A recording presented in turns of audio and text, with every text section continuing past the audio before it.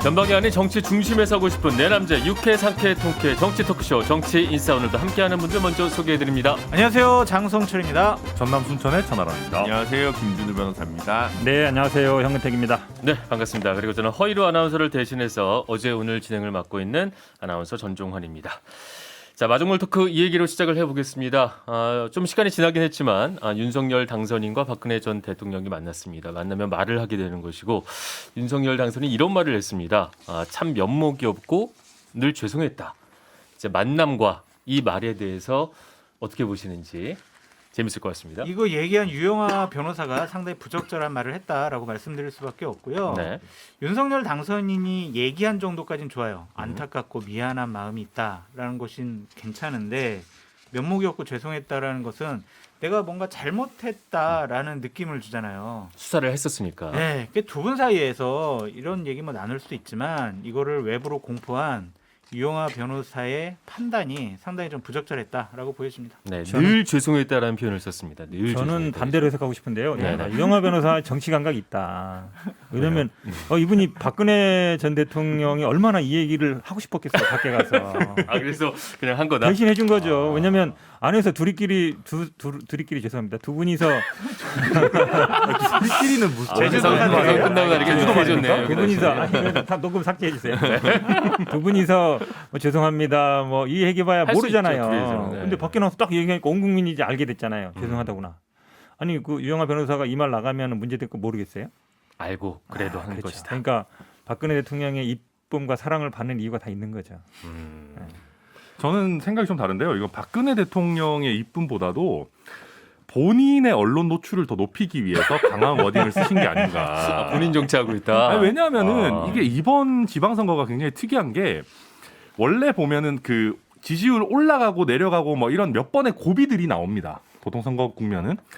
근데 이번 지방선거는 선거 기간 자체가 굉장히 짧아요. 네. 그래서 결국은 인지도나 언론 노출이 그대로 바로 지지율에 반영되고, 그게 흔들릴 만한 국면들이 잘 안 생기게 마련이거든요. 그럴 수 있죠.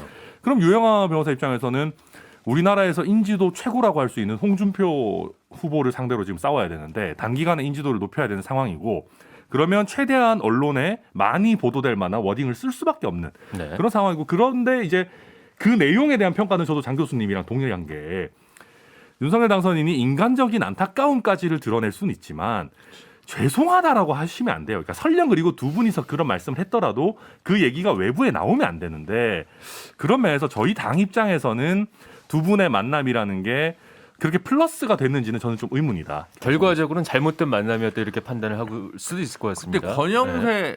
부위원장, 아니 지금 뭐 장관 후보 네. 지명자라고 해야 돼. 권영세 의원이 뭐 명예회복 얘기도 같이 이제 했단 맞습니다. 말이죠. 아니, 이거는 상당히 부적절한 거예요. 지금까지는 다 유영하 변호사의 약간의 언플, 개인 플레이 이러고 치부할 수 없는 문제가 분명히 있다고 생각하고요. 그런 점에서 보면 이렇게까지 해서라도 홍준표 후보를 쳐내고 싶은 것인가? 라는 생각을 하지 않을 수 없다라는 생각이 좀 들어요. 그러니까 윤석열 당선인 측에서. 네, 그렇죠. 네. 그래서 그 어떤 지방선거 전반적으로 지금 컷오프나 뭐 경선 구도나 이런 것들을 보면 친윤 체제 확립에 굉장히 관심이 많은 것 같고, 여기서는 뭐 경선 결과나 지방선거 결과보다 당정청 안에서의 당선인 중심으로 한 친정 체제, 그립감을 되게 중요시 여기구나라는 걸, 이런 논란을 감수하면서라도 이렇게 만난 거는 이게 가져올 효과를 분명히 알기 때문에 그런 측면에서 좀 바라봐야 되지 않을까 싶습니다. 그 말씀은 박근혜 전 대통령을 만나고 이런 말이 언론에 보도가 되는 것, 이 큰 그림 자체가 네, 친윤 체제 구축을 위한 큰 그림이다 이렇게 보시는 네, 건가요? 저는 그렇게 봅니다. 저는 오히려 이게 다 유영하 변호사 당선시키기 위한 거다 그렇게 보여요. 그게 그러니까 저는 네. 유영하 당선이 목적이 아니라 홍준표 견제가 아웃. 목적이다라는. 그게 그거죠. 어쨌든 유영하 당선하면 홍준표 안 되는 거니까 네. 같은 말인데, 두 분 다 우리 당 선거에 관심이 굉장히 많으시네요. 왜 그러냐면 모양이 딱 보세요. 네. 박근혜 친박이 밀어주는, 그래도 친윤까지 밀어주면 더 좋죠. 근데 취임식 참석에 대해서도 그냥 참석한다 안 한다가 아니라 지금 70 정도인데 85 되면 참석하다. 유영하 변호사 이렇게 말했습니다. 박 전 대통령의 체력이 현재 70 정도 되는데 85가 되면 참석이 가능하다. 저는 이 말을 어떻게 들리냐면 네. 지금 내 지지율이 홍준표에 70 정도 되는데 한 85 정도까지만 끌어올려주면 가겠다. 뭐 이렇게 들려요. 유영아 네, 이게 아마 변호사가 역전시켜주면 공천 지지율을. 받으면 참석하고 네. 공천 못 받으면 참석 안 한다로 들리는데. 뭐 이렇게 놀림감이 돼버렸네. 이게 참. 아 근데 진짜 이런 것도 아니 무슨 네. 롤플레잉 게임도 아니고 무슨 체력이 70이신데 85가 되면 가겠다 이런 것도 좀 과도한 부적절한 발언 같아 보입니다. 예 워딩이고요. 그러니까 글쎄요 저는 이제 걱정인 게 뭐냐면은 네. 명예 회복 이런 얘기들도 사실은 방법이 없잖아요. 아니 전직 대통령의 명예를 억지로 회복할 방법이 뭐가 있습니까? 사실은 오히려 저는 그 명예 회복을 생각한다면은 박근혜 전 대통령께서 아무리 사면이 되셨지만 법적인 판단을 받으셨던 거를 존중하고 저는 자중하는 모습을 보여주시는 것이 오히려 우리 국민들에 대해서 명예 회복을 하는 길이라고 생각하고 네. 또 그게 국민의힘이 앞으로 나아가는 하나의 되게 중요한 그 역할이라 생각하는데 이런 식으로 이게 박근혜 전 대통령이 다시 정치 한복판에 뛰어드시는 것 자체가 저는 굉장히 후배로서 걱정되는 부분입니다. 아마 국민의힘 분들이 보니까 이게 다시 친박 시대 친윤 예전에 친이 친박에서 이제 친이는 이제 약간 친윤으로 갔잖아요. 네. 근데 친박이 부활할 거냐 말 거냐 이제 그렇죠. 그 기로에 있는 거잖아요. 근데 친박이 다시 부활하는 거에 대해서 굉장히 이제 두려운 것 같은데 저처럼 밖에서 보는 사람들은 이제 재밌어요? 옛날 친이 친박 싸우는 것처럼 이제 싸우게 다시 되는 건가? 시작된다. 근데 이게 신박이 박근혜 부활할 수는 없어요. 네. 아, 신점이 없고. 부활하지 않길 바라는 마음. 할 방법이 없다니까요, 진짜. 박근혜 전 대통령 정치적인 부활에 대해서 네. 대구 쪽에 계시는 당협위원장이나 국회의원들이 썩 내키하지 않아요. 네. 왜냐하면 이유는요? 만약에 이번에 유영하 변호사가 박근혜 전 대통령이 우리 유영하 변호사 좀 지지해 주세요라고 하는 한마디에 유영하 변호사가 만약에 대구시장이 돼버리면 다음번 대구 지역의 그렇죠. 국회의원 공천은요 가장 결정적인 변수가 박근혜 전 대통령이 될 수밖에 없을 것 같아요. 네. 그런 점에 대해서 거기 있는 의원들이 상당히 좀 꺼려하고 있기 때문에 이번에 유영하 변호사는 한계가 있다라고 알겠습니다. 보여지고 거듭 말씀드리지만 박근혜 전 대통령이 저런 식으로 정치에 개입, 관여, 나는 영향력이 있어 라는 이미지를 주려고 하는 것 자체가 상당히 부적절하고 않다. 잘못됐다. 그걸 이용하는 유영하 변호사는 더 잘못됐다라고 말씀드립니다. 그렇게 세게 얘기하시면 모르겠는데 저도 제가 그렇게 보기에는 똑같이 생각하는데 네. 그거 판을 갑자기 토스를 올려준 게 윤석열 당선자다. 그렇죠. 네. 그 부분이 핵심인 거죠 지금 문제는. 당- 결론적으로 봤을 아직- 때 이번 윤석열 당선자와 박근혜 전 대통령의 만남의 최대 수혜자는 유영하 변호사다 이렇게 볼 수가 있겠군요. 성분도 안 하고 다녀도 돼요. 지금 그걸로 끝났다. 전직 대통령 그리고 미래 대통령이 자기 뒤에 있더라고. 네. 그 사진만 뭐 최대 피해자. 제가 보기엔 계속 얘기하잖아요. 제가 저 박근혜 전 대통령이 서문시장에 네. 저 유영하 변호사랑 같이 한 번만 쏙 돌아오면 선거 게임 제가 끝이다. 보기엔 게임 끝이에요. 최대 피해자는 김재원 최고위원이 아닌가? 거기는 이제 논외인 것 같고 지금 논외가 홍준표가 지금 돼버렸으니까, 거의 예. 아니 그래서 최고위원인데 네. 논외까지 네. 하면 아유 최고위원 놔두고 왔어. 한 가지 더 말씀드리면은 네. 이번에 만약에 짧게만요. 유영하 변호사가 대구시장 후보가 안 되면은 홍준표 의원의 지역구인 수성을에 네. 공천 달라고 할 가능성도 있다. 그렇죠. 그렇지. 저희가 절대로 계속 그런 일이 얘기했던 벌어져서도 거죠. 안 된다. 알겠습니다. 마중물 토크 여기서 마무리하고요. 광고 듣고 와서 내각 인선 둘러싼 논란 등에 대해서 이야기 나눠보도록 하겠습니다. 잠시만요. 네, 정치인사 함께하고 계십니다. 자, 이번에는 안철수 위원장과 그다음에 윤석열 당선인 측의 갈등 이야기 좀 해보도록 하겠습니다. 안철수 위원장이 일정을 돌연 취소를 했다가 윤석열 당선인과 만나고 나서 다시 출근을 했습니다. 그래서 이게 뭐 하루 파업으로 끝난 것이냐 이런 얘기도 있고. 근데 이제 안철수 위원장이 이런 말을 했습니다. 공동 정부 정신이 훼손될 일이 있었다. 이렇게 얘기를 했는데 이거는 역시 내각 인선에 불만이 있다 이렇게 봐야 되는 걸까요? 그렇죠. 그러고 이제 어제 또 얘기한 것 중에 하나가 보건 의료와 과학 기술, 중소벤처와 교육 분야에 더 깊은 관여를 하기로 했다라고 얘기를 했잖아요. 근데 내 말 안 들었다. 네, 이렇게 네 군데를 딱 집은 거는 네, 이 네 군데는 내가 추천을 했는데 그렇지. 왜 내가 추천한 사람 왜 안 해줬어? 이렇게 좀 항거하는 듯한 모습인 것 같습니다. 근데 기본적으로 안철수 위원장이요 이번에 뭐 예를 들면 인수위원장 중간에 저 안 하겠어요라고 하면은 네. 정치적으로 고립당할 수밖에 없었을 것 같아요. 안철수 위원장이 고립될 수밖에 없죠. 그렇죠. 그렇기 때문에 그냥 윤석열 당선인과 전역 회동을 통해서 이렇게 네. 봉합된 것은 안철수 위원장으로서는 상당히 다행스러운 일이다라고 말씀드립니다. 잘한 결정이다. 하루 그럼요. 파업 정도로 끝낸 게 잘한 결정이다. 그렇죠. 저는 이렇게 보는데 윤석열 당선인의 아까도 얘기했지만 굉장히 그립감 있는 인사를 되게 좋아한다. 그래서 심지어 안철수 인수위원장 얘기도 크게 경청하지 않고 그리고 그냥 인사를 했잖아요. 근데 지금 보건의료, 과학기술, 중소벤처, 교육 분야 중에서 뭔가 낙마할 생각이 드는 캔디데이트 후보들이 좀 있는 것 같아요. 보건의료 아니 뭐 교육도 지금 위험해요. 아니 또 지금. 그걸 말씀하시면 어떡해요, 교수님. 조금 이따 또 교육도 얘기를 위험하고 나눠보겠습니다. 보건복지부도 위험합니다. 네. 그러니까 이게 만약에 이때 낙마를 했는데 혹시나 낙마를 했는데 이때도 안철수 후보의 안철수 위원장의 이야기를 듣지 않는 추가 인선을 한다면 네. 그때는 정말 굉장히 윤석열 당선자도 보수층에서도 이거 좀 너무하지 않아? 이런 얘기를 들을 수밖에 없을 것이다라는 생각이 들더라고요. 저는 끝났다고 봐요, 공동정부가. 왜 그러냐면 끝났다? 지금 말처럼 그럼요. 지금 처음에 뭐 인수위도 뭐 3분의 1 했지만 3분의 1은 아니어도 그래도 뭐 한 두세 명이라도 장관 지금 얘기한 그 분야들 과학기술이든 벤처든 의료 분야 갈지 않은 거잖아요. 네. 근데 안 갔잖아요. 네. 그럼 어제 이제 갈등 봉합하고 나서 얘기했을 때 보면 대변인이나 배현진 대변인이나 권성동 의원이나 장재원 의원이나 얘기하는 거 보면 조언, 뭐 참고, 의견 제시 뭐 이렇게 얘기하더라고요. 그 만남의 다음에 어떤 얘기에 대해서.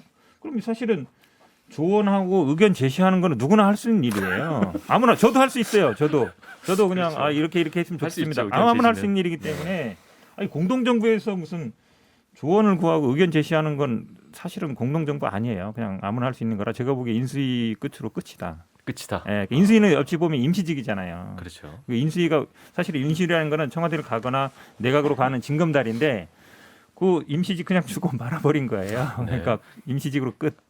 아니 근데 자기가 뭐 총리 안 하시겠다고 그러셨으니까 결정을 본인이 한 거였는데 그렇게 그럼요. 보자면 안철수 위원장의 선택이 네. 그 당시에 인수위원장을 받을 게 아니라 총리 달라. 이게 더 현명한 선택이었을까요? 저는 그렇다고 봐요. 후회할 것 같지 않아요? 엄청나게 지금쯤 후회할 후회하고 거예요. 있을 것이다. 아니, 왜냐하면 저는 사실 국민의힘으로 다시 돌아오시고 뭐 당권 노린다고 하시는데요. 제가 이제 안철수 대표가 만약에 당 대표가 되시면 제가 엄청 후회할 얘기지만 네.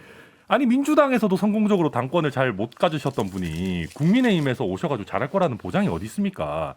이거 뭐 예를 들면 매치 스테디움에서도 그다지 공 잘 던지시지 않았던 분이 뭐 다저스 스테디움 온다고 막 갑자기 공을 잘 던집니까? 표현이 찰지네요. 예, 그러다 보니까 전 당권 노리겠다 이거 굉장히 좀 위험한 생각이시라고 생각하고 위험하다.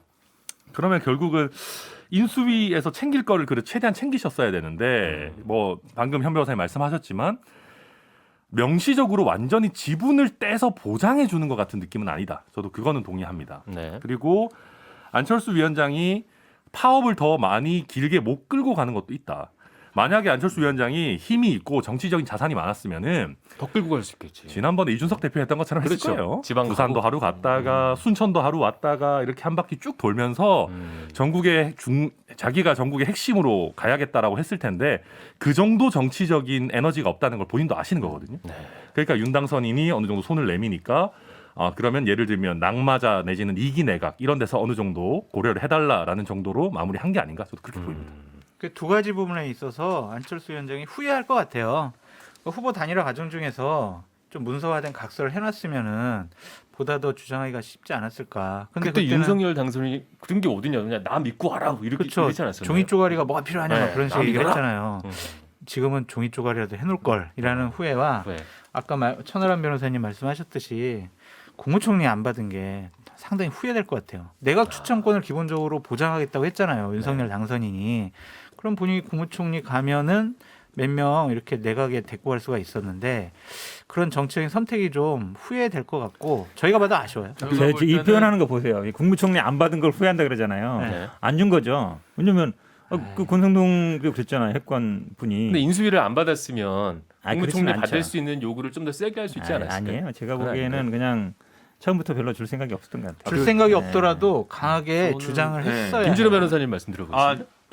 근데 이건 윤석열 당선자가 잘못한 거죠. 이거는. 에이, 네, 어쨌든 약속을 한 게 있는데 이거 아무것도 안 주면 불통의 이미지가 굉장히 강화될 수밖에 없고 네. 근데 이제 안철수 인수위원장의 정치적 지분이나 현재 영향력이 많지 않다고 판단해서 그냥 밀어본 걸 수 있죠. 밀리네?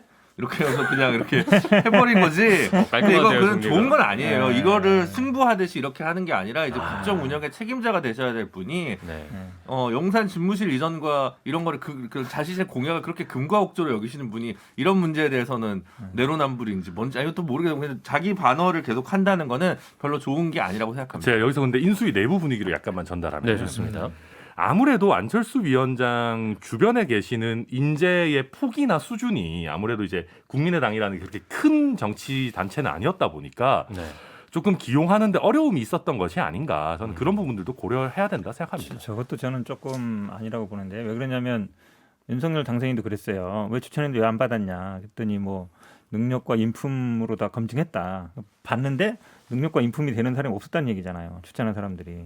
공동정부라는 게 뭡니까? 그렇게 만약에 제껴버릴 거면 처음부터 할 필요도 없는 얘기죠. 그러니까 모양만 추천을 하게 하고 이게 잘라버릴 때는 뭐 능력과 인품이 안 된다 이렇게 해버린 거면 처음부터 뭐 공동정부 할 필요 있나요? 현 변호사님, 우리 저희 윤석열 당선인 칭찬을 좀 해줍시다. 그러한 안철수 위원장의 사적인 인연, 추천 이런 거 다 무시하고 능력과 인품으로 객관적으로 결정해서 장관 후보자들 추천했다. 그렇죠. 이렇게 능력과 생각하면 능력과 되잖아요. 교수님이 안철수 목소로 장관 추천됐다고 생각해 보세요. 그런 얘기가 나오겠나? 우리 말이 안 같이 되는 얘기잖아요. 동료 패널을 너무 곤란하게 하지 않으셨으면 좋겠습니다. 이런 것까지 뭐 예를 하고 들어 신용현 네. 전 의원이라든가 뭐 네. 이태규 전 의원이라든가 뭐 정치인들 의원직 했던 분들은 충분히 기용할 수 있었다. 특히 신용현 전 의원은 그 지금 여성 장관이 굉장히 또 비율이 낮잖아요. 이번 초대 내각 인선에서 충분히 고려할 수 있었을 거라고 저는 보는데 상당히 아쉬운 인선이죠. 그럼 이제 안철수 위원장에게 남은 것 혹은 앞으로 취할 수 있는 것은 과연 무엇일까 궁금해집니다. 지금 사실 쭉 말씀을 들어보면 상당히 좀 공공하다 느낌이 이런 느낌을 받게 되는데 어떤 카드가 남아 있을 수 있을까요? 답답해요. 길이 안 보여요. 안 솔직히. 보인다. 예, 저는 국무총리직을 안 한다고 한 다음부터 내비게이션을 버린 것 같다라는 느낌이 들었어요. 방향을 잃었다. 처음 가는 길인데 길을 몰라요. 음. 그래서 그냥 직진만 하는 것이 아닌가 그런 생각이 좀 들어서 참 난감할 것 같아요. 예. 그리고 또 다른 저는 의견은요? 일단은 총리는 대권 주자의 무덤이다라는 격언이 뭔가 이제 가기 싫었던 이유가 될 수도 있겠구나라는 생각을 하거든요. 대권의 무덤이 경기도지사와 총리 아닙니까? 그러니까 둘 다를 거부하고 다른 길로 가보자라고 생각했을 수도 있다는 거고요. 아무래도 본인 입장에서는 여당 내에서의 야당을 어떻게 성공적으로 할 거냐. 박근혜 후보는 성공했고 네. 이명박이 아니죠. 이재명 후보는 실패했던 그 길을 어떻게 걸 거냐에 대한 고민이 될 거고 그냥 윤석열 정부가 아주 성공적이었다기보다는 조금 안 좋았을 때 자기가 구원 등판할 수 있는 공간을 노리는 수밖에 없지 않나. 현재 본인이 주도적으로 뭔가를 해낼 액션 플랜은 사실 좀 빈약하다라는 생각입니다. 상황을 봐야 된다. 근데 한 번의 기회는 있을 것 같기도 해요. 네. 예를 들면 정치적인 상상력을 발휘해서 그렇죠. 한덕수 국무총리 후보자가 민주당에서 국회에서 인준을 안 해주면 적당한 국무총리자로 다시 한번 기회가 있지 그럴 수도 않을까라는 있죠. 생각도 듭니다. 네, 알겠습니다. 일단 뭐 안철수 위원장과 윤석열 당선인 간의 만남 그다음에 어떤 평가를 해봤고요. 이제 18개 부처 장관 인선 마무리된 이야기를 해보겠습니다. 어제 저희가 한동훈 법무부 장관 후보자에 대한 얘기는 많이 했고 이제 그 다음에 총평을 좀 해볼 수가 있을 것 같아요. 18명의 인선이 됐는데 조금 전에 뭐 능력 관련된 얘기도 있었고 말이죠. 어떻게 보시는지 총평 한 말씀씩 부탁드릴게요. 16명의 인선은 능력과 뭐 전문성을 갖고 잘했는데 대략 2명 정도는 상당히 좀 아쉽고 비판받을 수밖에 없고 저는 그분들은 좀 자진 사퇴하는 게 좋지 않을까라는 생각도 갖고 있습니다. 두 명이 누군지 꼭 찝지 네, 않으시는 아니, 건 찝을게요. 뭐 이제 나중에. 예, 얘기를 할 수밖에 없으니까요. 네. 천하람 변호사님. 저도 장 교수님이랑 되게 비슷하게 생각하는데요. 대체로는 뭐 무난하다. 그러니까 지금 뭐 한동훈 검사장 빼고는 민주당에서도 막 아주 크게 반발하는 분들은 소수입니다. 사실은 네. 그런 면에서는 청문회 통과를 해야 되는 뭐 초대 인선 치고는 뭐 나쁘지는 않은 거고요. 막 와 대단하다 이런 거는 없는데요. 생각해 보면 와 대단하다 하는 이런 인물 찾기도 어려워요. 그렇죠? 그렇지 않습니까? 뭐 참신하고 뭐 시대 정신을 잘 구현하고 뭐 사회 통합을 이룩할 수 있으면서 뭐 젊고 아니 그런 사람이 있었으면 그런 사람이 이미 대통령 나왔겠죠. 됐죠 벌써. 네. 그러니까 할 수 있는 인재 풀에서는 그래도 실력과 이런 걸 고려한 무난한 최선의 선택 아니었나 생각됩니다. 네, 현근택 변호사님. 제가 보기에는 뭐 능력과 인품만 봤다 그러지만 이제 사실 우리가 그동안 뭐 군사정부에서도 지역 안배정도 하고 그다음에 대학도 어느 정도 고려하고 그다음에 뭐 여성도 배려하고 그런 것들이 이거를 뭐 할당 배당 뭐 이런 식으로 얘기하는데 제가 보기에는 그게 가장 중요한 국민 통합입니다. 국민 통합 협치의 방법이거든요. 왜냐하면 안 그렇고 예를 들어 지금처럼 뭐 특정 대학 아니면 특정 지역 뭐 남성 이렇게 가면 사실은 다른 소외되는 사람이 너무 많아요. 남녀 반이고 인구도 보면 뭐 호남, 영남 이렇게 따지면 인구가 영남이 많긴 하지만 그래도 서울 쪽에 있는 사람들이 있거든요. 그래서 다 배려를 하는 겁니다. 그렇게 따지면 우리 정치 인싸도 여성 패널 2명 모셔야 되는 거 그러니까 얘기 아닙니까? 지금? 들어보세요. 예. 그러니까 끝까지 우리는 PD님하고 작가님이 이거는 다 여성분이잖아요. 저희 이거는 이제 민간 영역이고 공적인 영역에서 그 배려를 한다는 얘기예요. 그러니까 그 부분이 저는 좀 아쉽다. 그러니까 국민 통합이라든지 협치라든지 그럴 때는 배려원분들 분명히 있거든요. 그거를 다 무시하고 한마디로 그러면 나랑 친한 사람이잖아요. 장관도 그렇고 뭐 40년 지기도 있고 학교 후배 오래 했던 사람들이 임명했는데 이게 과연 국민 통합에 맞느냐 저는 이렇게 보고 있습니다. 통합과 배려가 아쉽다. 네. 그러니까 워낙 능력을 중요시 여겼고 네. 코드 인사를 비판했던 국민의 힘이기 때문에 좀 너르게 사람을 쓰는 모습의 상징이 되는 한두 명이라도 있었어야 되는데 그런 게 아쉬워요. 예를 들면 뭐 이창용 한국은행 지금 총재 지명 후보자 같은 경우는 뭐 전반적으로 여야나 그분 에이스예요라고 얘기하는 거에 이견이 없어요. 이거 언젠가 될 뿐이었죠. 근데 지금 새로 장관 되신 분 중에 사실 조금 상대적으로 죄송하지만 무명인 분들도 있고 네. 논란이 있는 분들도 있는데 그분은 할 때가 됐지 이런 건 없어요. 그에 그런 분들도 반면에 많이 있어요. 추경호, 뭐 그러니까 박진, 뭐 원희룡. 원희룡, 이거 그다음에 고기가 이제 많죠. 핵심이에요. 제가 이제 사실 거기 권영세. 얘기하고 싶은 고기가 핵심인데 그 네 분이 이거는 안철수 걔는 한 명도 안 집어넣어주면서 그 네 분 넣은 건 그립감 있는 친윤 체제 즉 원팀이 아니라 윤팀. 을 위한 가장 대표적인 인선인 게 그분들이거든요. 그러니까 추경호 특히 부총리를 저는 되게 중요시 여기 봐야 된다고 생각하는 게 뭐냐면 문재인 정부에서 홍남기 부총리나 김동연 부총리는 나름 이제 안배나 뭐 학교나 이런 것들을 안배해가지고 한 인사였어요. 근데 이분들이 결정적으로 추경을 할 때 뭔가 이렇게 반기를 들거나 이렇게 청와대랑 각을 세우는 면이 있었습니다. 그래서 추경을 잘해줄 것 같은 추경호를. 아니 그게 아니라 기재부 출신이어서 오늘 찰져요. 네. 기재부 출신이어서 기재부에 대한 그립감을 가장 강하게 할 수 있는 그런 부총리로 인선을 한 거다라는 것이 일단 핵심이고요. 나머지 분들 같은 경우도 유승민 저격하려고 김은혜, 홍준표 저격하려고 박근혜 대통령 만나고 그런데 대선에서 약간 본인에게 밀어준 원희룡 후보는 장관을 시키고 친윤 체제, 윤팀 체제의 전형을 보여주는 인사라는 부분은 뭐 비판하는 건 아니고 네. 근데 본인들이 얘기했던 어법이나 정치 철학에 대해서는 좀 반한다라는 말씀을 드리고 싶습니다. 알겠습니다. 통합과 안배가 좀 아쉽다는 의견도 있었고 전반적으로 능력 유지에 무난하지만 두 분 정도는 좀 물러나는 게 어떨까라는 의견이 있었습니다. 그 두 분에 대한 얘기를 일단 광고 듣고 와서 이어가도록 하겠습니다. 네, 광고 듣고 왔습니다. 이제 두 분에 대한 얘기를 본격적으로 해보도록 하겠습니다. 역시 지금 가장 논란이 되고 있는 분은 정호영 보건복지부 장관 후보자인 것 같습니다. 첫 번째 논란은 이제 여성 폄훼 논란이 있었고요. 두 번째는 아빠 찬스로 자녀들이 경북대 편입했다 이런 논란. 세 번째는 병역 의혹. 2010년에 2급이었었는데 2015년에 심지어 아버지 병원에서 진단서를 받고 4급 판정을 받았다. 크게 보면 이 세 가지 정도로 논란이 압축될 수가 있을 것 같은데 관련돼서 어떻게 보시는지요? 이건 사퇴해야죠. 네. 이러한 의혹을 갖고 장관직을 수행한다 아니면 인사청문회에 나가서 해명을 한다 이거 자체도 좀 부적절하다고 봐요.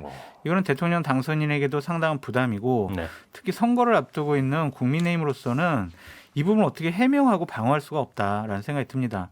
조국 전 장관 부부의 자녀들에 대해서 그동안 국민의힘 쪽에서 비판을 해왔던 것들 그런 것들만 주어만 바꿔서 해보면 네. 이분은 어렵다. 장관으로 지명받은 것 자체가 좀 상당히 부적절하다는 생각이 들고 왜 인사검증 TF에서 이런 것들을 걸러내지 못했을까라는 아쉬움도 있고요. 저는 그래서 오늘이라도 자진 사퇴하는 것이 맞다. 그래서 당선인과 당에 부담을 주지 않아야 한다. 어렵게 지금 5년 만에 지금 뭐 다시 대선에서 이겼잖아요. 네. 선거를 또 앞두고 있잖아요. 이 사람이 뭔데, 이분이 뭔데, 이분 때문에 선거를 망치고 오랜 대통령 친구죠. 당선자의 오랜 친구죠. 아니, 그렇더라도 이분도 열심히 사신 분이겠죠. 네. 대통령 당선인에게 부담을 주냐고요. 왜 이분 때문에? 저는 이건 부적절해요. 근데 아직까지는 관련된 논란과 관련해서 자리에서 물러날 생각은 없다가 공식적인 답변인 걸로 알고 있습니다. 천하람 변호사님 의견 들어볼게요. 저도 일단은 저희 보수 진영이 장 교수님 같이 이제 내부에 엄격한 평론가가 있다라는 것도 하나의 좋은 점인 것 같고 네. 이제는 이제 장성철 교수의 X 파일을 넘어서 장성철 교수의 데스노트, 장성철 교수에게 이제 찰죠. 하면 쉽지 않다 이게 이런 걸 잘 보여주는데, 네. 근데 저도 그렇게 생각해요. 일단 무엇보다 검증을 하루 했다라는 거잖아요. 그런 얘기가 나왔죠. 아니, 뭐 동의서 내고 그 다음 날인가 발표했나 뭐 검증을 안한 그렇잖아요. 거네요. 그러니까 이거 문제잖아요. 아무리 그 당선인의 직이라고 해도 네. 이건 안 돼요. 아니 그 내부적인 사정을 뭐 친구한테 다 얘기하는 것도 아닐 거고 이거는 검증이 너무 부실했다라는 비판을 피해갈 수가 없고, 글쎄요 이분이 얼마나 많은 뭐 해명을 해낼 수 있을지 안 봤기 때문에 저도 단정하긴 어렵지만 네. 일단 지금까지 드러난 것들만 봤을 때는 조국 장관님 시즌 2가 될 위험이 굉장히 큽니다. 그래서 저는 이분이 좀 결단을 내려주시는 게 저도 옳다. 그리고 아무리 장관 인선 발표가 급했더라도 네. 이분을 1차에서 빼고 2차나 3차로 넘기면서 검증을 했었어야 되는데 저는 검증팀의 태도에도 문제가 있었다 이렇게 말씀드리겠습니다. 잠시만요. 예, 보통 그 검증 하루밖에 안 했다고 했는데 그러면 보통 검증하는 데는 어느 정도의 시간을 갖게 되나요? 검증을 거의 안 했다라고 보여지고요. 네. 저희가 만약 일반적으로 국회에서 검증에. 인사청문안이 와가지고 이 사람 뒤 털자 네. 조사하자라고 하면은 대략 일주일은 걸려야 돼요. 일주일. 네. 그거를 최소한. 안 했다. 네. 일주일도 짧죠. 네. 그러니까 김준우 지금 변호사님. 네. 자제 2명이 이제 경북대 의대에 편입했다. 네. 뭐 이제 이런 것들은 그럴 수도 있어요. 그럴 수도 있는데 그 과정에서 아들분이 이제 KCI급 논문의 2편에 대학생 시절에 이제 공저를 한 부분이랑 그렇죠. 그다음에 19학점을 듣고 있는데 주 40시간 연구원을 했다고 하는 부분이랑 이런 부분들부터 그러니까요. 논란이 커지고 나도 잘 못 있는 거죠. 쓰는 논문을 대학생들이 어떻게 이렇게 잘 쓰는 거예요? 그래서 저도 배울 만큼 배웠는데. 이 문제는 결국은 이제 한번 오히려 저돌적으로 풀어서 한 몇 년간 전수조사를 한번 싹 터는 게 있지 않는 한 문제가 될 거라는 생각이 좀 많이 들고 네.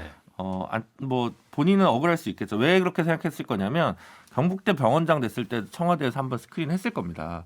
그러니까 그때 한번 넘어가지 않았냐. 근데 사실 강도가 다르거든요. 그렇죠. 병원장 수준과 장관 수준에서의 그 검증 수준은 다른 건데 좀 너무 안이하게 본 게 아닌가. 그때도 뭐 청와대에서도 한번 봤는데 별일 있겠어. 그리고 시간 지금 빨리 발표해야 돼. 이렇게 넘어간 건데 조금 안이하게 본 것 같습니다. 우리 사회 언론 그렇게 만만치가 않습니다. 그럼요. 사실 저는 현근택 변호사님의 화끈한 공격을 기대했는데 이미 다 뭐 공격이 나와버려가지고 할 얘기가 없는데 록이 너무 줄어들었다. 아쉽네요. 좀. 예, 예. 아니, 그래도 근데 한번 해주십시오. 좀 재밌는 것만 하나 할게요. 그러면 네. 사실은 저는 이제 병역 부분을 좀 봤는데 왜냐하면 병역이라는 게 민감하잖아요. 처음에 딱 나왔을 때 2급의 현역에서 사회복무 어쨌든 면제는 아니지만 받았잖아요. 그러면 어디서 받았을까? 하필이면 또 경북대. 하필이면. 그 내용이 근데 재밌는 게 뭐냐면 보통은 젊은 분들은 디스크를 좀 많이 걸려요. 그다음에 연세 드신 분들이 척추 협착증 비슷하긴 하거든요. 디스크 약간 삐져나온 거고 그 중간 사이는 물렁뼈 약간 줄어들면 이제 그게 결국은 척추 협착이 되는데 그건 조금 나이 든 분들이 걸려요. 뭐 현근택 변호사님 무슨 뭐 보건복지부 장관 아니 그건 아닌데 지금 제주도 가야 근데 저는 디스크라는 예상은 했어요. 허리 네. 거라고. 왜냐면 이게 젊은 분들이 이제 군대 약간 안 가는 방법인데 척추 협착증이라 그래서 이거 뭐지? 한번 저는 이거 아마 진료 기록이라든지 이걸 아마 이제 나오게 돼 있는데 나오면 한번 보고 싶어요. 어떻게 해서 그 배내는지. 왜냐면 그러면 이제 그다음에 뭐가 나오냐면 척추 협착이었는데 축구도 잘하더라.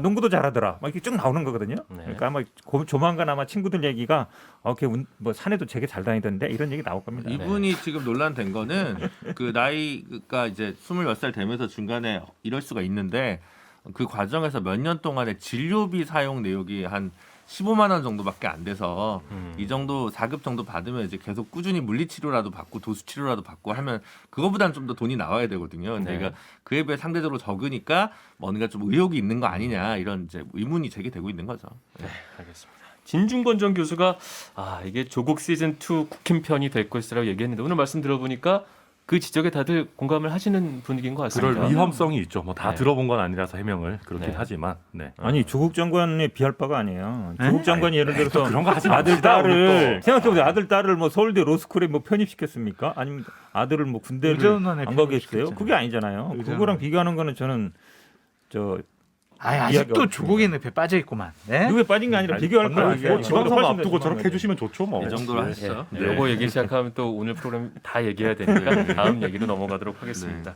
아까 2명의 후보자에 좀 우려가 된다 말씀을 해주셨는데 다른 한 분은 뭐 직접 장석철 교수님께서 말씀을 저는 해주시겠습니까? 박보균 문체부 장관 후보자가 상당히 좀 부적절하다고 말씀을 드릴 수밖에 없어요. 네. 그러니까 이분이 과연 문화의 전문가냐, 아니면 체육의 전문가냐, 아니면 관광의 전문가냐, 아무것도 전문성과 능력을 인정할 수가 없어요. 대통령 당선인과 인수위 측에서는 전문성과 능력을 가장 중요한 기준으로 봤다고 했는데 네.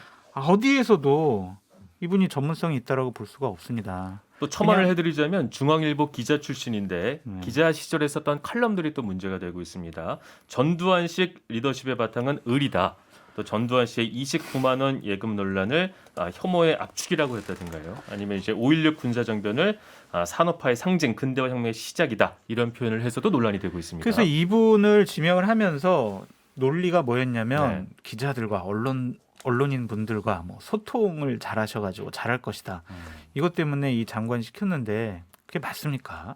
저는 아무리 생각해도 이것은 좀 사적인 인연이 좀 중요한 판단 기준이 아니었을까라고 네. 추측을 해보는데 저는 제발 이러지 않았으면 좋겠어요. 저희가 지난 5년 동안 민주당의 장관 지명 행태에 대해서 상당히 비판을 많이 해왔는데 지금 이런 식의 데자뷰 형식 기시감이 드는 인사 안 했으면 좋겠다라는 생각이 듭니다. 네.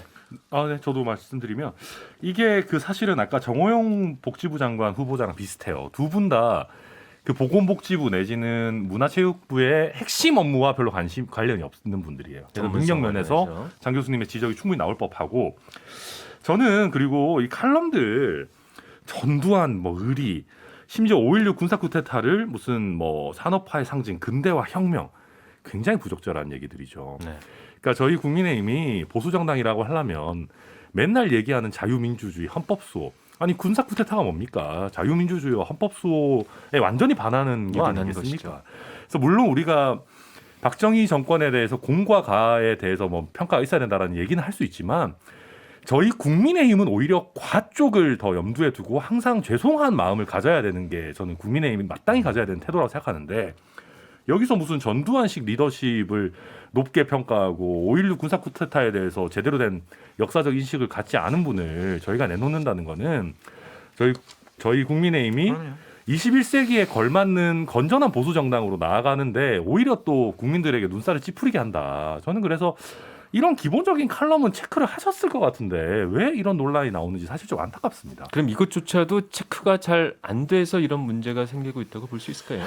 체크가 안 됐거나 아니면 실무선에서는 체크가 됐는데 이제 밀어붙였거나. 그랬거나 뭐 둘 중에 하나겠죠. 오늘 뭐 제가 할 말이 없네요. 그거 다 해주시네요, 네, 이쪽에서. 그러니까 저는 그냥 네. 뭐 두 분이 굉장히 잘하고 계시다 이 말만 하겠습니다. 근데 표정이 많이 온화해지셨어요. 네. 아니 할 말이 없어요. 똑같이 저도 사실은 뭐 막 찾아보고 있었는데 할 말이 없게 만들어요. 할 말이 없다. 전반적으로 보통 한 3명 정도 낙마한다고 확률적으로 네. 초대 내각 지명해서 보면 이제 우리라고 하면 좀 그러네요. 그 김인철 교육부 장관 후보자 얘기 나오고 또 있죠. 사실은 이제 뺄 수가 없기 때문에 어떤 생각이 드냐면 이분이 지금 한국외대 총장 시절에 했던 각종 언행과 관련된 문제가 되잖아요. 제가 하나만 정리를 해드리자면 네. 일단 총장 재직 시절에 유명 프로골프 선수가 수업에 대부분 참여하지 않았는데도 높은 학점을 줬고 이걸 총 학생회 측에서 문제를 삼으니까 뭐 엘리베이터 설치해주겠다 이런 논란이 한 가지가 있고요.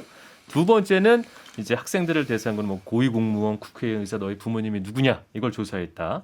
세 번째로는 학생들과 면담하는 자리에서 약간 위계를 내세우면서 뭐 내가 뭐 네 친구냐 총장이 말하고 있잖아요. 상당히 좀 고압적인 태도가 있더군요. 이 정도의 논란이 있습니다. 더 말씀드릴게요. 그리고 이제 김인철 후보자 같은 경우에 그 업무 추진비를 좀 과도하게 써가지고 문제가 됐는데 업추기지군요. 기소유예가 됐습니다. 근데 네. 사실 아까 정호영 후보자 같은 경우도 공무 출장을 갔는데 미국 경북대 동문회 가서 골프 치고 돌아오고 뭐 이제 이런 것들도 좀 있었어요. 그러니까 근데 좀 특징이 뭐냐면 대학에서 보직을 했던 교수님은 대학 내에서 굉장히 노출이 많이 되는 편이고 그러다 보면 기자들도 취재할 거리가 되게 많아집니다.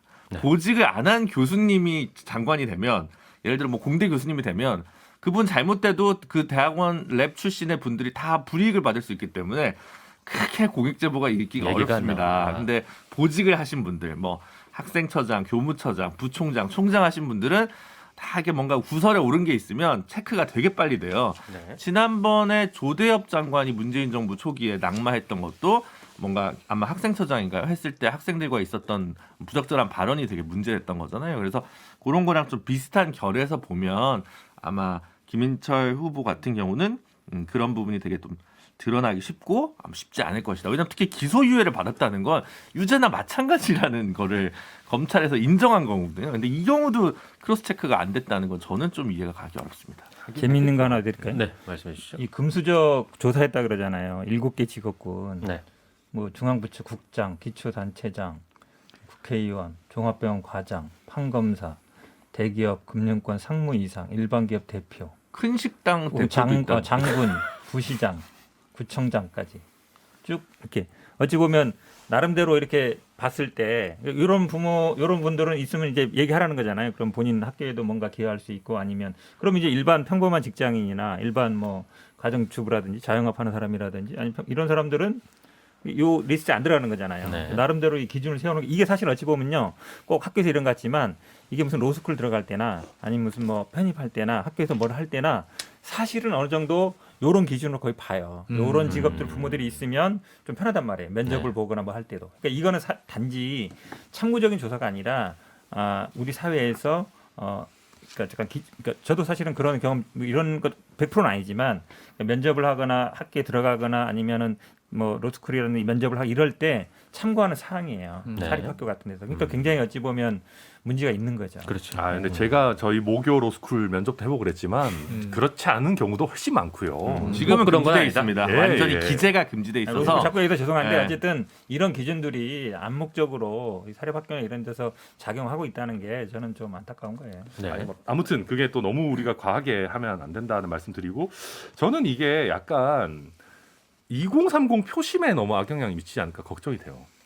그러니까 나오는 김철규 에피소드들이 후보자요? 약간 좀 꼰대 느낌 나잖아요. 느낌 있죠. 약간 내 총장인데 뭐 이런 게 약간 옛날에 우리 나 도지사입니다 뭐 이런 것도 좀 떠오르고 그러니까 제가 왜 자꾸 이렇게 셀프 디스를 하는지 저도 모르겠습니다만은 그래서 좀 걱정이 됩니다. 그러니까 왜냐하면은 그 물론 이해를 하려면 할 수도 있어요. 그 잘 나가는 학부모 조사한다는 게 학교에서 뭐 예를 들면 후원회비 같은 거를 더 적극적으로 그분들한테 걷겠다 뭐 이런 뭐 나름대로 좀 해석을 해보자면 할 수는 있지만 그래도 이상하잖아요, 사실은. 그러니까 저는 조금 교육부 장관 후보자신데 뭔가 학생들 내지는 이런 평범한 교사 이런 분들과 잘 소통이 과연 될까 그런 의문이 좀 들긴 합니다. 제가 지난 금요일 날 이제 금요일마다 대구 카톨릭대 가서 학생들 가르치는데 제가 정호영 후보자와 관련해서 상황을 쭉 설명을 해줬어요. 학생들한테 그냥 객관적으로 보도된 것들만. 그래서 너희들은 이런 분이 장관이 되는 게 맞니 안 맞니? 라고 제가 물어봤더니 95%가 그런 분 장관은 되면 안 됩니다라고 손을 들고 네. 5% 정도는 아직 그게 확인되지 않았으니까 조금 더 인사청문회를 지켜보는 게 좋겠습니다라는 얘기를 하더라고요. 그리고 어느 누구도 이런 분이 장관 되는 거 맞습니다라고 얘기하는 친구가 없었어요. 천하람 변호사님이 지금 잘 말씀하셨는데 정호영 씨 문제나 김인철 교육부 장관 후보자 문제는 2030 세대에 자칫 잘못하면 큰 반발을 불러일으킬 수가 있다. 그 중에서도 어떤 논란이 가장 예민하든가 학생들이. 정호영 씨요? 네네. 예를 들면 이런 거죠. 그냥 편입학 문제와 관련해서 네. 아니 아버지가 예를 들면은 병원장으로 있는 뭐 진료과장, 진료처장으로 있는 부원장으로 있었던 그런 경북대 의대에서 70시간, 85시간 봉사활동을 하고 그 봉사활동 한 거 가지고 편입학을 하는데 상당히 도움을 받았다. 이거는 조국 전 장관 부부 자녀의 문제랑 거의 뭐 똑같지 않느냐. 그런 부분에 대해서 상당히 좀 분노해 하더라고요. 알겠습니다. 저희가 이야기를 시작하기 전에 장성철 교수의 데스노트에 2명이 있다 이렇게 말씀을 해주셨는데 저희가 지금 얘기를 하다 보니까 3분을 얘기했습니다. 정호영 보건복지부 후보자, 김인철 교육부 후보자, 박보균 문체부 후보자 3분인데 한 번 더 늘릴 의향이 있으십니까? 아니면 아니 아까- 없습니다. 아니, 자꾸 늘리지 마세요, 교수님. 예를 들면 이제 박진, 권영세, 네. 이영, 뭐 원희룡, 추경호 이런 분들은요 정말 당에서도 네. 일 잘하는 분들, 맞아요. 정말 에이스들입니다. 전문성이 아주 출중한 분들이다. 네네.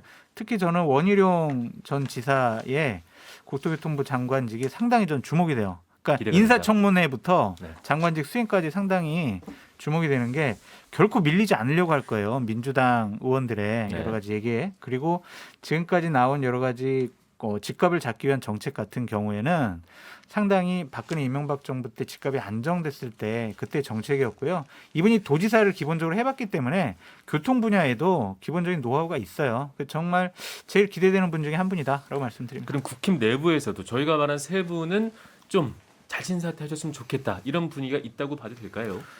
정호영 씨 같은 경우에는 당에서 인수위 쪽에 이거 상당히 여론이 안 좋습니다라는 의견을 제시했다라고 지금 언론 보도가 나오고 있거든요. 네.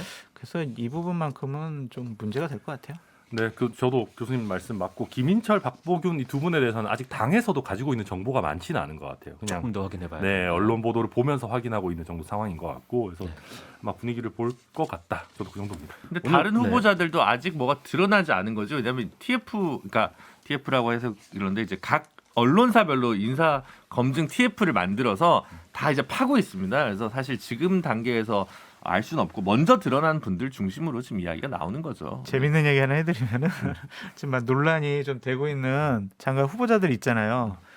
한동훈 법무부 장관 후보자 인사청문회 날이 언제야? 우리 그날 같이 해야지. 감사해 하고 있죠. 묻어갈 수 지금. 있게. 네. 묻어가는 분들 한둘은 있을 겁니다. 진짜. 네, 맞아요. 네. 그리고 한덕수 총리 후보자 같은 경우는 지금 뭐 그림 논란이라던가 뭐그 배우자분의 그림이 비싼 가격에 됐다. 재벌에 팔렸다. 그리고 재산이 쭉 증식됐다. 이런 것과 관련된 논란들도 좀 더 가중될 것 같긴 합니다. 근데 저 오늘- 원희룡 네. 후보자에 대해서 잠깐 얘기해도 돼요? 네, 말씀 주시죠. 저는 원희룡 후보자가 그러니까 윤심 덕분에 덕을 봤다라고 생각하진 않아요. 사실은. 역시 그러니까 그럼 정치인사 덕분에 정치인사의 덕이 좀 있지 않았습니까? 평균대 그런 그런 논란이 논란인가요? 있었죠. 네, 제주도 라이벌. 근데 아무튼 그 나 아무 말 안 하려 그랬는데 자꾸 말하게 만드네. 현 변호사님을 한 번씩 쳐다보게 되네요. 네. 아니 근데 사실은 대선 후보 정도 되면은 부총리급도 아니고 국토부 장관 가는 게 그렇게 영전이냐? 일단 그거가 한 가지가 있고요. 또 한 가지는 국토부 장관은 국민들로부터 욕을 먹기 아주 좋은 자리입니다. 그렇죠. 부동산 가격이 어떻게 가느냐에 따라서 이게 사실은 만약에 부동산이 제대로 안 잡히면 다음 대권 가도가 위태로워지는 그런 일이거든요. 네. 그러니까 저는 원희룡 지사 입장에서도 굉장히 큰 승부수를 하나 뒀다. 맞아요. 라고 볼 수 있는 거고요. 또 한 가지 저는 원희룡 카드가 굉장히 좋다고 생각하는 거는 우리가 이제 그 부동산 정책 말고도 국토교통부가 하는 게 굉장히 많습니다. 네. 근데 이제 아까 말씀하셨듯이 도지사를 해봤기 때문에 각 지역에서 실제로 중앙정부의 정책이 어떻게 펼쳐지는지를 제대로 아는 사람이고요. 또 한 가지가 지역 균형 발전에 대한 생각이 있어요. 아무래도 다소 소외돼 있는 제주에서 도지사를 하셨던 분이기 때문에 뭐 전반적으로 이제 지역 균형 발전 관련한 국토교통 SOC 정책도 되게 잘할 거다. 저는 원희룡 지사에게는 아주 좋은 승부수가 될 맞아요. 거다 이렇게 보입니다. 오늘 말을 하루 안 종일 하려 그랬는데. 온화한 표정을 짓고 계셨으니까 네. 그래 형은 이거 좀 궁금한데 네. 그 이 한 명은 그래 잘했다 이 사람 참 잘 뽑았다 싶은 사람 한 명 있을까요? 저요? 네. 생각 못 해봤어요. 생각 못 해봤어요. 저는- 원희룡 얘기하려고 지금 원희룡 그래도 한국노총 그 출신의 고용노동부 장관 임명한 거는 제가 네. 그분 잘은 모르지만 네. 그래도 조금 괜찮다. 뭐랄까 전문성을 가진 경력을 좀 살린 거 아니냐 네. 다른 인선에 비해서 그런 생각은 들더라고요. 네. 원희룡 얘기 뭐 안 할 수가 없는데 이게 국토부다 보니까 네. 지금 뭐 제주도에도 뭐 이슈는 있죠. 오등봉 개발이라든지 아니면 있는데 제일 아마 논란이 될 거는 본인이 있을 때 그 용도 변경을 한 거예요, 집을. 왜냐하면 목동 아파트 팔고 가서 8억에 팔고 갔는데 뭐 20년 만에 26억 됐다 그랬잖아요. 근데 나중에 보니까 26억 된 거 7, 80평형이고 본인 집은 한 15억 정도 됐어요. 15, 16억 돼서 7, 8억 올랐는데 내려가면서 집을 샀거든요. 네. 단독주택을 샀는데 보니까 용도 변경이 됐어요. 음. 용도 변경이 돼서 2배 이상 올랐어요. 네. 근데 그게 내가 보니까 오른 가격이 비슷해요. 목동 아파트에서 손해 본 거나 그럼 하나도 손해가 없어요. 근데 제일 문제는 이거죠. 본인이 임기 중에 어쨌든 본인이 권한이 있는 중에 이거를 자연 녹지에서 취락지구로 자연 취락지구로 바꿨단 말이에요. 그럼 이거는 셀프 상향한 거잖아요. 그러면 사실은 목동 아파트 팔고 와도 손해라는 게 말이 성립 안 되는 거거든요. 네네. 그러니까 아마 국토부기 때문에 문제가 돼요. 국토부가 이 권한을 갖고 있는 거잖아요. 용도 변경에 대한 뭐 이런 것들이 아마 쭉 더 나올 것 같습니다. 네, 지켜보시죠, 온화하게, 뭐. 네, 공격 한번 하시고 이제 마지막 질문일 것 같습니다. 이번 윤석열 정부 초대 내각 인선에 담긴 인사 철학 짧게만 이렇게 정리해 볼 수 있다. 능력, 전문성, 가까움. 네. 네, 내가 겪어본 실력. 네. 끼리끼리. 아이 너무 하시네요 진짜. 마지 끝까지 또 공격은 포기 못 하십니다. 네, 김준호 변호사님. 코드 그립감 친윤 윤팀. 신윤이랑 윤팀은 똑같은 거 아니에요? 네, 지금 꼬였어요. 결국 지금 그 윤팀. 맞붙는 게 능력이다와 결국에는 그냥 끼리끼리 친한 사람이다. 이 두 얘기가 맞붙고 있는데 과연 인사청문회를 통해서 몇 명이나 통과가 될지 그다음에 초대 내각은 어떻게 꾸려질지 앞으로 계속해서 지켜보도록 하겠습니다. 네, 변방이 아닌 정치 중심에 서고 싶은 내 남자의 정치 토크쇼 정치 인싸 오늘은 여기서 마무리하도록 하겠습니다. 저희는 다음 주 토요일 오전 11시 5분에 다시 찾아올 거고요. 다음 주에는 이제 허이루 아나운서가 이제 코로나19에서 완벽하게 회복이 됐다고 하니까 다시 돌아올 겁니다. 그냥 계속 하시면 안 돼요? 품격이 다른데. 전임 앵커 이름이 허이루 그분이었어요? 네? 전임 앵커 이름. 아니 그분이 이걸 너무 사랑하셔서 저와의 아. 관계가 틀어지게 됩니다. 아. 네, 관계를 지키도록 하겠습니다. 네. 너무 좋아하세요. 네, 저희는 그러면 다음 주 토요일 오전 11시 5분에 허이루 아나운서와 함께 찾아오도록 하겠습니다. 지금까지 정근택, 김준우, 천하람 변호사, 장성철 교수님 그리고 저는 전종환 아나운서였습니다. 함께해 주셔서 고맙습니다. 감사합니다.